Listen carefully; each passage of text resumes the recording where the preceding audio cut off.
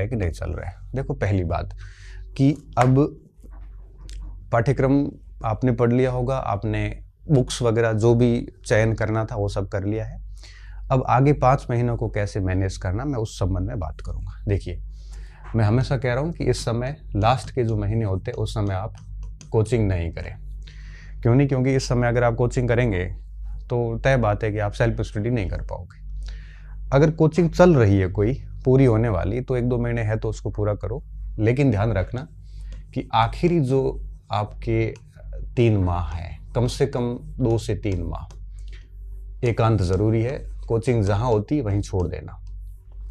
जनवरी का महीना, दिसंबर का महीना और नवंबर का महीना, आखिरी 3 माह किसी कोचिंग मत जाना। आप अक्टूबर तक अगर जा रहे हो तो अक्टूबर तक चले जाओ। अक्टूबर लास्ट वीक में छोड़ दो, जहां कोर्स हुआ है वहीं छोड़ दो, जो शेष बचा है वो आप खुद से कर लेना। तो आखिर के 3 महीना बिल्कुल एकांत। अभी कोई नया बैच आ रहा है तो मत ज्वाइन करना, क्योंकि कोचिंग वालों को सद्बुद्धि दे भगवान, ये लास्ट में कई क्रैश कोर्स शुरू करते हैं, कई बार पता नहीं कैसे कैसे बैचेज लेके आ जाते हैं। तो एक वर्ग, हालांकि कोचिंग वालों की गलती नहीं, वो उनका व्यवसाय है। बच्चों को समझदार होना चाहिए। तो समझदार बच्चा ही नहीं है तो फिर वो नौकरी के वैसे लायक नहीं है। अगर आप में इतनी समझ भी नहीं है कि मुझे किस समय कोचिंग ज्वाइन करनी चाहिए, किस समय नहीं करनी चाहिए, एक टैबलेट होती है पैरासीटामोल, बुखार आता है तभी खाई जाती है। अगर आप बिना बुखार के खाओगे तो लॉस करेगी, डेफिनेटली लॉस करेगी। तो टैबलेट का फायदा भी है, टैबलेट का नुकसान भी है। उसी तरह से कोचिंग के फायदे भी है, कोचिंग के नुकसान भी है। अब ये स्टूडेंट पे तय होता है कि समझदार है तो फायदा लेगा, मूर्ख है तो नुकसान करेगा अपना। फायदा लेने वाले स्टूडेंट को पता होता है कि परीक्षा को जब 1-2 साल का टाइम पड़ा है, हाँ ये है कि आज आप बीएड या बीएसटीसी के फाइनल ईयर में है और आप इस भर्ती के लिए एलिजिबल नहीं है, तो इस स्थिति में आप कोचिंग ज्वाइन कर सकते हैं कि मैं 2027 या 28 में एग्जाम देने वाला हूं, तो आप ज्वाइन कर सकते हो। 1 साल आप बढ़िया पढ़ोगे, उसके बाद में आप रिवीजन करोगे, कोई लॉस नहीं है। लेकिन आपकी परीक्षा जनवरी में अब आप जाओगे तो ये डेफिनेटली लॉस वाली बात है। 3 महीने एकांत चले जाना, ये ध्यान रखना। इस समय आप, मैं फिर वापस वही बात करता हूँ कि ये जो यूट्यूब की दुनिया है, ये जो टेलीग्राम की दुनिया है, जहाँ पे बहुत सारे प्रश्नोत्तरियाँ वगैरह ये सब चीज़ें होती हैं, मुझे लगता है इनमें समय खराब करने की बजाय ये जितने यूट्यूब की दुनिया में, वही मैराथन एंड ऑल, इनमें अगर समय खराब करने की बजाय कॉपी लेके रूम में बैठोगे अच्छे से, तो निश्चित तौर पे एक पार्ट पूरा तैयार कर लोगे। और इस यहाँ पे आप 50-100 सवाल कर पाओगे, आंखें थक जाएगी, दिमाग चिड़चिड़ापन हो जाएगा और देखते ही देखते आप है वो एकदम हो जाओगे, पागल से हो जाओगे और ठीक से नहीं कर पाओगे। फिर वो कुछ ध्यान भी नहीं लगता और ना आपकी शेड्यूल के अनुसार पढ़ाई हो पाती है, ना आप पूरा सिलेबस पढ़ पाते हैं। बार बार मोबाइल देखने की इच्छा होती है, फिर मोबाइल देखते हो, फिर मोबाइल में खो जाते हो, देखने क्या जाते हो और क्या ही देख के आते हो, फिर जो देखना चाहते थे उसके लिए वापस मोबाइल खोलते हो। ये सारा कचरा इस समय मत करना, बेहतर होगा आपके पास जो भी विषय वस्तु है उसको बार बार पढ़िए। इन चीज़ों में आप दूरी बना के रखिए। हाँ ठीक है, ऑनलाइन में कोई आपको एक आधा चैप्टर अभी समझ में नहीं आया हुआ है तो आप है वो देखना चाहते हैं कहीं से, तो ठीक है, थोड़ा सेलेक्टिव आप देख सकते हो। लेकिन मुझे लगता है कि ऑल टाइम ऑनलाइन का जो मैटर है ये आपको डेफिनेटली नुकसान करेगा। इसके अलावा तो इन सब से बचें। इसके अलावा अपनी जो सामग्री है, वो जो आपने सामग्री चयन किया था वही रखें। कृपया करके इस समय सामग्री न बदलें और बहुत लिमिटेड सामग्री रखें। एक पार्ट के लिए एक रखें। आज भी अगर आपके पास में एक पार्ट के 2-2, 3-4 विषय वस्तु है तो आज ही सेलेक्ट करके कह दें कि भाई मैं प्रबंधन के लिए ये पढ़ूंगा, भूगोल के लिए ये पढ़ूंगा, इतिहास के लिए ये पढ़ूंगा, मैनेजमेंट के लिए ये करूंगा, इसके लिए वो, उसके लिए एक फिक्स कर दो, आज ही कर दो। अगर आपके पास आज भी अधिक है तो एटलीस्ट अभी भी उसको छंटनी करके और लिमिटेड कर दो, क्योंकि लिमिटेड सामग्री नहीं होगी तो आप कंफ्यूज रहेंगे कि ये पढ़ूं कि ये पढ़ूं, तो न तो उसका प्रॉपर रिवीजन कर पाओगे और न ही उसको आप समेट पाओगे लास्ट में। इसलिए आज ही सामग्री को लिमिटेड कर दें और सामग्री चयन आपका पहले से हो रखा है, अभी कोई नई सामग्री घर पे ना लाए। क्योंकि इस समय मैं आपको बताऊं क्या हुआ था कि अभी आरपीएससी के पेपर हुए फर्स्ट एड के, तो हमारे कई सारे भाई बंधुओं ने वीडियोस बनाए वगैरह बनाए, बदलते पैटर्न पे बात की, मैंने भी बात की। लेकिन फिर क्या हुआ कि जब उसके बाद एक नई परंपरा शुरू हुई वापस, अध्यापक के लिए कैसे तैयारी करें और सामग्री। अब मैं तो ये सोचकर शॉक्ड हूँ कि कोई एक व्यक्ति परीक्षा से 5 महीने पहले कैसे बता सकते हो आप कि अब आपको ये पढ़ना है। ये बात बताने की थी लेकिन 1 साल पहले थी। मतलब परीक्षा जनवरी-फरवरी के आस-पास बताने की बातें थी, जो आप जुलाई-अगस्त में बता रहे हो तो डेफ़िनेटली बच्चा कन्फ्यूज़ होता है। और आरपीएससी के पैटर्न को बोर्ड पे हमें लागू नहीं करना है। बोर्ड का जो पेपर है, आप देख लेना, मैं आपको आज ही कह रहा हूँ, अध्यापक का पेपर बेहद सामान्य स्तर का आएगा। क्यों? क्योंकि जब हर चीज़ का एक लेवल होता है और सामान्य स्तर का पेपर क्यों आता है? जब बहुत ज़्यादा टॉपिक होते हैं, सिलेबस बहुत बड़ा होता है, जब प्रश्न बड़े सामान्य से आते हैं और सिलेबस जब छोटे होते हैं, मतलब आप सोचिए कि अध्यापक के अंदर इनको 150 सवाल बनाने हैं और टॉपिक 150 है, जैसे एक मुगल काल से एक सवाल बनाना है। अब पूरे मुगल काल से एक सवाल बनाना हो तो कठिन बन ही नहीं सकता, बहुत सामान्य प्रश्न बनते हैं। और दूसरा, इनका जो लेवल है ये आरबीएससी के इर्द गिर्द ही रहता है। Rajasthan board of secondary education की जो पुस्तकें चलती है अभी, राजस्थान अध्ययन वगैरह, उसके इर्द गिर्द रहता है, ज़्यादा कठिन पेपर नहीं आता। और ये बात मैंने पिछली जो भर्ती हुई थी 2022 के अंदर, उसमें भी मैंने बहुत चिल्ला के बोली थी कि बेटा आप बहुत डिटेल में मत पढ़ना, आप बेहद सामान्य जानकारी रखना, आप 10वीं तक की तैयारी करो, 12वीं तक की तैयारी कर लो, बहुत अधिक बड़े ग्रंथों में मत फंसना, पेपर बहुत सामान्य आएगा। और जैसे ही परीक्षा हुई तो बच्चों ने इस बात का एहसास किया कि L1 का पेपर वाकई में सिंपल था, L2 का भी अच्छा था, थोड़ा सामाजिक कठिन था, तो सामाजिक 11वीं-12वीं के लेवल का था, वो आएगा, लेकिन था सारा आरबीएससी के इर्द गिर्द, बहुत अधिक चेंजेस नहीं थे। इसलिए कह रहा हूँ कि सामान्य स्तर के पेपर आते हैं, आरबीएससी लेवल के आते हैं। तो जो भी आप अपनी सामग्री पढ़ रहे हैं, चाहे किसी कोचिंग से आपने कोचिंग के नोट्स पढ़ रहे हैं तो उसको बढ़िया पढ़िए। आपके पास में कोई गाइड्स वगैरह है, बहुत सारी गाइड्स मार्केट में है, जो वो पढ़ रहे हो तो उसको आप बार बार वही पढ़ते रहिए। आपकी सामग्री से 80 to 90% सवाल आ जाएंगे और इतनी आपकी कट ऑफ नहीं रहेगी। इसलिए ये ऐसा समय है जब हमें इस बड़े आरबीएससी सामान्य स्तर का पेपर है और आरपीएससी के अंदर अभी जो फर्स्ट ग्रेड के पेपर हुए, उस समय मार्केटिंग की दुनिया ने बदलते पैटर्न के अनुसार बच्चों को सलाहें दी कि आप वो ग्रंथ पढ़ो, फलाना पढ़ो, ये पढ़ो, आरपी व्यास लेके आओ, ये पढ़ लेना आरपी व्यास वगैरह। लेकिन अभी अध्यापक के इतना टाइम नहीं कि आप आरपी व्यास पढ़ो। इस समय आप जो पढ़ रहे हो उसे कंटिन्यू कीजिए। हाँ, आप उसके बाद जैसे अध्यापक बन के फिर आपको प्रोफेसर बनना है या लेक्चरर बनना है तो फिर लाके पढ़िए, क्योंकि उन किताबों की कोई होड़ नहीं है। इसलिए इस समय आप सामान्य स्तर का पेपर आना है, आरबीएससी सेंटर्ड पेपर रहता है। तो जो भी आपके पास में कोई किसी कोचिंग संस्थान से आपने किया, नोट्स पढ़ रहे हो तो नोट्स जारी रखिए, गाइड पढ़ रहे हो तो गाइड जारी रखिए। लेकिन इस समय बड़े बड़े जो आपकी ग्रंथ है ये ला के पढ़ने की इस समय आवश्यकता नहीं है। क्यों? क्योंकि अगर आप लेके आके देख के आजमा के देख लो, आप एक चैप्टर नहीं पढ़ पाओगे और अगस्त चला जाएगा, फिर उसको रिवीजन भी तो करना पड़ेगा। फिर आपको पता है कि 16 पार्ट है उसके अंदर, क्या क्या छोड़ोगे, क्या क्या पढ़ोगे। तो आप बिल्कुल इन चीज़ों में मत फंसना। आप सोच के चलिए कि बेहद ही सिंपल सा पेपर आता है और इतना ज़्यादा माथापड़ी वाली बात नहीं है। ठीक है, ये चीज़ें ध्यान रखनी है। इसके अलावा कुछ बिंदु और भी अपन डिस्कस करेंगे। इसके अलावा देखिए, अगर आप कहीं टेस्ट सीरीज़ वगैरह दे रहे हैं तो इसको लेके भी थोड़ा सा ध्यान रखें, क्योंकि टेस्ट सीरीज़ कई बार क्या होता है कि एक बच्चा टेस्ट सीरीज़ के शेड्यूल को लेके 7 दिन बैठा रहता है, तो थोड़ा सा मुझे लगता है कि शेड्यूल कई बार सही भी नहीं होते। इसलिए टेस्ट सीरीज़ के शेड्यूल के बजाय मैं ये मानता हूँ कि अपनी स्वयं की जो रणनीति है उस पर रहें और टेस्ट सीरीज़ के शेड्यूल को एक लिमिटेड टाइम दें। लिमिटेड टाइम का मतलब क्या होता है, जिसमें जैसे मान लो कि आपने डेली 2-3 घंटे टेस्ट सीरीज़ को शेड्यूल को दे दिए, या फिर लास्ट का शनिवार पूरा इसको शेड्यूल को दे दिया, रविवार को टेस्ट दे दिया। इतना सही रखे इसको, बहुत अधिक इस पे ज़्यादा नहीं रखें। बाकी अपनी रणनीति पे चले। अपनी रणनीति क्या होनी चाहिए इस पे भी मैं आपको बात करूँगा।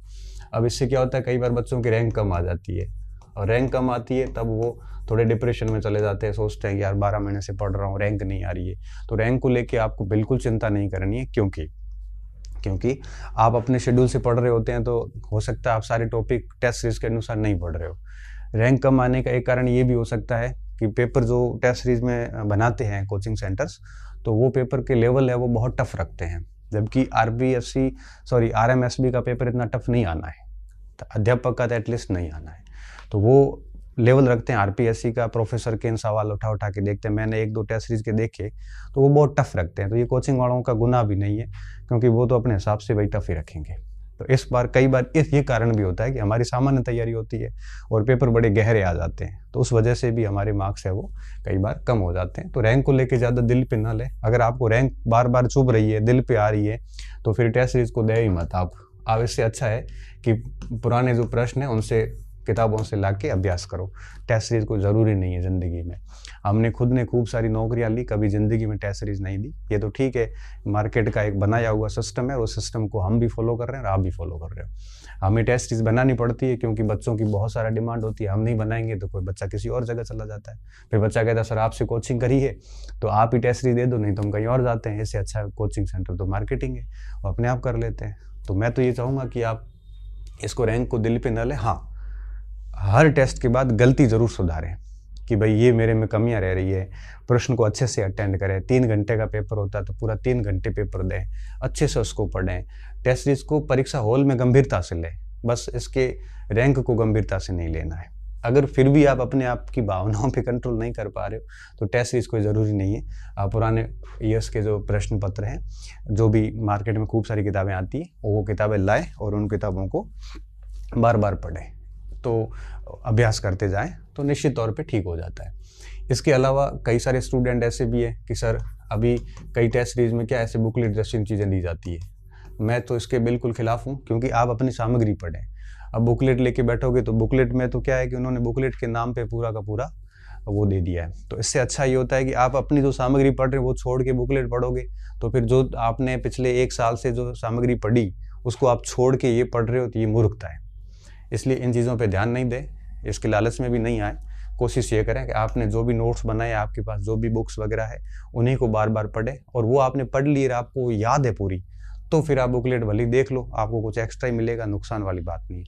आप अगर जूझ रहे हैं और पूरा याद तो किसी को वैसे ही होता नहीं है, तो इस सारी चीज़ों में अपना समय खराब ना करें। इसकी बजाय जो आपकी खुद की सामग्री है उस सामग्री पे आप टाइम दें, क्योंकि यही आपका सच्चा सारथी है। और इनमें क्या है, ये लोग लेक्चर, स्कूल लेक्चर में भी ये बुकलेट वही होती है, टॉपिक सेम होते हैं। जो प्रजामंडल प्रोफेसर में दिया वही प्रजामंडल दे देंगे आपके अध्यापक में। अब आप सोचो कि दोनों के लेवल में रात दिन का फ़र्क आ जाता है, ठीक है ना। तो कोशिश करें कि आप अपनी सामग्री पे रहें। हाँ, अगर आपको अपनी सामग्री पूरी याद है तो फिर अलग इश्यू है। इसके अलावा सिलेबस 100% तैयार करें, कुछ भी छोड़े नहीं, क्योंकि 100% सिलेबस तैयार होता है तो कॉन्फिडेंस रहता है। इसलिए सिलेबस 100% तैयार करें, लेकिन इसमें भी छोटी छोटी चीज़ें ध्यान रखें कि जहाँ से प्रश्न नहीं आता या कम आता है तो उन पोर्शन को थोड़ा कम देखें, और जहाँ से सवाल अधिक आते हैं, और ये तो आपको जब पुराने प्रश्न वगैरह मिलाओगे तो आपको पता चल जाएगा, तो उसको समय थोड़ा अधिक दें। अब जैसे मैं आपको L1 की बात करूँ, L1 में एक टॉपिक लिखा हुआ राजस्थान की अर्थव्यवस्था, राजस्थान की राजव्यवस्था, मुगल साम्राज्य, अब राजवंश राजस्थान की, इन चारों से मिला के 1 या 2 प्रश्न आते हैं। इनके अगर ऊपर आप बहुत तरीके से इसको तैयार करोगे तो तय बात है कि पूरा महीना लग जाएगा, सवाल तो 1-2 आने हैं। इससे अच्छा ये होता है कि वो टाइम आप किसी और सेगमेंट पे लगाते और उनको नॉर्मली देखते, ठीक है ना। जैसे मुगल काल है, इसकी स्थापना किसने की थी, इसमें वो 7 मैन बाबर, हुमायूं, अकबर, ये शासक हुए, इनका ये कार्यकाल था, इन्होंने ये छोटे मोटे अभियान किए, राजस्थान से इनके ये संबंध रहते का पढ़ के छोड़ दो। अकबर का दीन इलाही, उधर गहराई में जाने का कोई सेंस नहीं है। राजस्थान की राज व्यवस्था है तो राज व्यवस्था में छोटे पॉइंट जो है 6ठी 7वीं 8वीं के अंदर जो चैप्टर पढ़े हैं उनको थोड़ा सा देख लो, बाकी बहुत डिटेल में जाने की जरूरत नहीं है आपको। राजस्थान की इकोनॉमी वगैरह छोड़ दो उसको, क्यों? क्योंकि इकोनॉमी में 1 आधा सवाल आता है, लेकिन पूरी समीक्षा थोड़ी पढ़ सकते हैं एक सवाल के लिए। करंट पढ़ लो, करंट में से इकोनॉमी का एक सवाल आ जाता है। और जहाँ से अधिक प्रश्न आते हैं, जैसे अब सब्जेक्ट है, सब्जेक्ट से अधिक सवाल आते हैं तो उसको बहुत बढ़िया से तैयार करो। तो जहाँ जहाँ आपको लगता है कि यहाँ से प्रश्न आते हैं उन पे अधिक समय दो। जहाँ लगता है कि यहाँ से प्रश्न पड़ता ही नहीं है, जैसे राजस्थान के राजवंश है, ले दे के 1 या 2 सवाल आते हैं, तो यही करो ना कि उसको एक बार मोटा देख लो, फिर उसके पुराने प्रश्नों के अभ्यास कर लो बस। बाकी राजवंश को बहुत गहराई में जा के अब 400 राजा थोड़ी याद कर सकते हो, और फिर वो टाइम खराब हो जाता है। तो कोशिश ये करो कि जहाँ से पेपर में कम पोर्शन है, कम सवाल आते हैं, उनको कम टाइम दो, और जहाँ आपको अधिक सवाल मिलते हैं वहाँ आपको अधिक समय देना है। इस बात का आपको विशेष तौर पे ध्यान रखना है, ठीक है। और ये सब करने के बाद और क्या क्या चीज़ें ध्यान रखनी है, बस बुकलेटों के चक्कर में नहीं पढ़ना है, 100% सिलेबस पढ़ना है, कम वेटेज को कम टाइम देना है, अधिक वेटेज को अधिक टाइम देना है, टेस्ट सीरीज को इस हिसाब से देना है। ये सेट नहीं हो रहा है तो पुराने प्रश्न नहीं करो, टेस्ट सीरीज देने की कोई ज़रूरी भी नहीं है। सामान्य स्तर का पेपर आता है, बड़े ग्रंथों में न फंसे, जो आपके पास है उसी को पढ़ें, लिमिटेड सामग्री रखें, अभी नई कोई सामग्री नहीं लानी है, और यूट्यूब्स वगैरह ऑनलाइन इन चीज़ों से बचें। कोचिंग्स वगैरह चल रहे हैं तो पूरे कर दें सितंबर अक्टूबर तक, उसके बाद वापस नहीं जाना है, और अभी नए कोचिंग जाने की ज़रूरत नहीं। मटेरियल पे मैं बात कर नहीं रहा हूँ, क्योंकि इस समय नया मटेरियल पढ़ना मूर्खतापूर्ण है। नया बताने वाला भी मूर्ख है और लाने वाला भी मूर्ख है, क्योंकि इस समय ठीक है, कोई आपको टीचिंग मेथड की कोई किताब चाहिए तो ला सकते हो, लेकिन कोई छोटा मोटा सेगमेंट का नया ला सकते हो, लेकिन यार मुझे लगता है कि सारा कुछ नया लाना गलत है यहाँ पे। अच्छा, इसके अलावा कुछ और बातें, जैसे अक्सर मैं बोलता हूँ, जहाँ जहाँ डिस्टर्ब होने वाले स्थान हैं, लाइब्रेरी हो, थड़ी हो, है ना, चाहे ये सोशल मीडिया ग्रुप्स हो, ये जहाँ जहाँ ऐसे स्थान जहाँ पे आप भटका आता है, इन सब से बचें। लाइब्रेरी में पढ़ाई नहीं हो रही है तो रूम में पढ़ें, लाइब्रेरी रूम में नहीं हो रही तो लाइब्रेरी जाएं, लाइब्रेरी में भी ऐसी जगह जाएं जो आप कहीं पहचानते नहीं हो, आपका किसी से कोई संबंध नहीं हो, ठीक है। अगर आप समय खराब करोगे तो मान के चलिए कि 5-4 महीने चले जाएंगे, उसके बाद वापस वही बुरा दौर शुरू हो जाएगा। बहुत मुश्किल से समय मिलता है, ये तो आप बड़े भाग्यशाली लोग हैं कि आपको अवसर मिला है, हज़ारों लोगों को अवसर भी नहीं मिलता, और अगर इस अवसर को आप यूं ही जाने दे दोगे तो मान के चलिए कि सीट वैसे ही कम है, और जितने बच्चे सीट कम है उतने बच्चे सीरियसली पढ़ रहे हैं, और बाकी वैसे मार्केट का रेवेन्यू बढ़ा रहे हैं। कई बच्चे लाइब्रेरी का रेवेन्यू बढ़ाते हैं, कई बच्चे पीजी का रेवेन्यू बढ़ाते हैं, कई बच्चे कोचिंग्स का रेवेन्यू बढ़ाते हैं, कई बच्चे यूट्यूब्स और इनके सब्सक्राइबर एंड फॉलोवर्स बढ़ाते हैं, और कुछ बच्चे ऐसे होते हैं जो अपना करियर बनाते हैं। बाकी अधिकतर तो मैंने देख लिया है जिनकी हालत बड़ी ख़राब है, जिनको ये भी नहीं पता कि सिलेबस में क्या है। तो आप वैसे स्टूडेंट बने जो अपने करियर निर्माण का काम करें, वैसे स्टूडेंट नहीं बने जो मार्केट का रेवेन्यू बनाए। जनरली यही हो रहा है। जिन दिनों मैं जयपुर भी गया, वो सब मैं चीज़ें बहुत नज़दीक से देखता हूँ, मैं बहुत अनुभव के आधार पे बोलता हूँ, और ये बात आपको टच भी करती है मेरी कि बात तो सही कही है, इसमें गलत कुछ नहीं है। तो आप सेल्फिश बने, अपनी पढ़ाई को लेकर सेल्फिश बने, अपने समय को लेकर सेल्फिश बने, अपनी तैयारी को लेकर सेल्फिश बने। नौकरी के बाद आप खूब कल्याणकारी कार्य करिए, परोपकारी कार्य करिए, परंतु इस समय आपको अपने ऊपर टाइम देने की ज़रूरत है, अपनी सामग्री को टाइम देने की ज़रूरत है, मार्केटिंग और मार्केट की इस हवाबाजी से दूर रहने की आवश्यकता है। तो ये तो कुछ ऐसी कॉमन बातें हो गई जो आपको जाननी ज़रूरी थी और हमें बतानी ज़रूरी थी। हालांकि इसमें से कई ऐसी बातें होंगी जिसका आप पालन कर रहे होंगे, ये भी मुझे भरोसा है, लेकिन कई सारी बातें ऐसी भी होती है जिनको आप शायद हो सकता है कि नहीं कर रहे हो, तो उसको आप कर लेना। अब आपका थोड़ा सा शेड्यूल क्या होना चाहिए, अपन थोड़ा सा उस पर भी बात कर लेते हैं। शेड्यूल की अगर बात करूँ तो देखो, आपको क्या करना चाहिए, सुबह से शाम एटलीस्ट 2-3 पार्ट कर देने चाहिए टाइम के, ठीक है। एक सेगमेंट आप अपने सब्जेक्ट को दे दो, विषय को। जैसे L1 के लोग हैं तो उनके 18 गुणा 5 सब्जेक्ट 18 नंबर के। L2 है तो उसमें आपको पता है किसी के सामाजिक होगा, किसी के हिंदी होगा, किसी के इंग्लिश होगा, किसी के उर्दू होगा, किसी के साइंस होगा।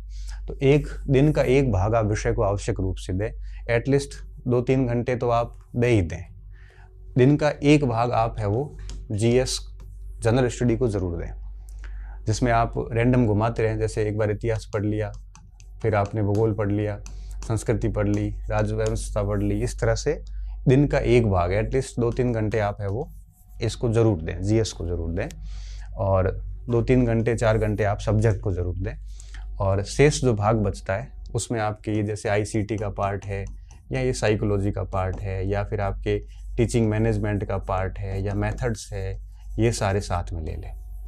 अब देखो, जिसमें जो भाग आपका कमज़ोर है सबसे, वो मॉर्निंग में रख लो, और फिर जैसे जैसे मजबूत है वो शाम तक आते जाओ।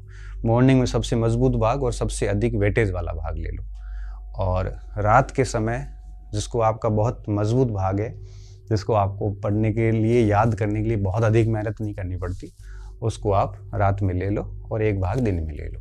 इस तरह से चलते रहो। इससे क्या होगा कि 300 का ही सिलेबस साथ में होता रहेगा। और सुबह सुबह जैसे आपने ये विषय सब्जेक्ट पढ़ लिया, सब्जेक्ट का डेफिनेटली अच्छा सा वेटेज है, तो 2-3 घंटे। अब किसी का सब्जेक्ट बड़ा शानदार है, जैसे इंग्लिश है, किसी का बड़ा शानदार है, तो फिर सुबह सुबह 4 घंटे देने की ज़रूरत नहीं है, क्योंकि वो आपका बहुत अच्छा है, तो उसको शाम को ले लो आप। इसकी जगह आप है वो ये GK ले लो, है ना। किसी का सब्जेक्ट कमज़ोर है, GK बड़ा शानदार है, तो सब्जेक्ट को मॉर्निंग में ले लो, GK को बाद में ले लो। किसी का ये ICT मैनेजमेंट मेथड्स बहुत अच्छे हैं, उसको इवनिंग में रख लो।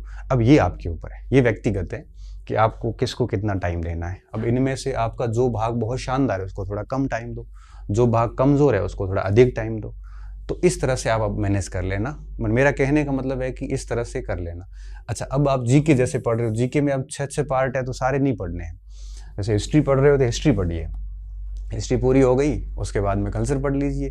जैसे 5-7 दिन में हिस्ट्री का रिवीजन कर लिया, 5-7 दिन में कल्चर पढ़ लिया। तो ऐसे करते करते 1 महीने में ये पूरा हो जाता है। एक महीने में सारा करते हैं तो 1.5-2 महीने में कोर्स पूरा हो जाता है।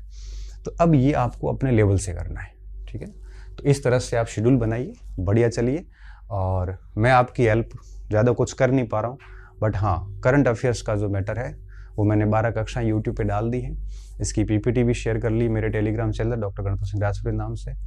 और एक बुकलेट भी मैंने मार्केट में जारी कर दी है, वो उसको फ्री पढ़ना चाहते हैं तो टेलीग्राम पे पढ़िए, आप उसको डाउनलोड करके पढ़ सकते हो। एक बुकलेट मैं आपके 30 दिसंबर के आसपास जारी करूँगा, और जिसमें आपके दिसंबर तक का सारा करंट आ जाएगा। तो अध्यापक भर्ती के लिए 2 बुकलेट मेरी आ जाएगी, एक आ चुकी है, एक दिसंबर में आएगी। आप इस पे पूरा भरोसा कर सकते हो, बड़े बड़े पोथों की बजाय इस पे भरोसा कर लोगे तो आपका काम इसमें भी हो जाएगा, ठीक है। अब इतनी बातें करूँगा, समझदार व्यक्ति इससे में समझ जाएगा, और नहीं समझने वाले को भले मैं पास में बैठ के थपड़े मार मार के प्यार से 2 घंटे समझाऊंगा तब भी उसको समझ में नहीं आएगा, और समझदार इसमें सारी चीज़ें अपने निष्कर्ष निकाल देगा, ठीक है। बहुत बहुत धन्यवाद विद्यार्थियों, अच्छे रहिए, मस्त रहिए, खूब पढ़िए, कॉन्फिडेंस के साथ पढ़िए, अच्छे से पढ़िए, खुद को पूरा टाइम दीजिए, पढ़ाई के ढोंग मत करिए, निश्चित तौर पे आप सफल होंगे। पुनः शुभकामनाएं और धन्यवाद।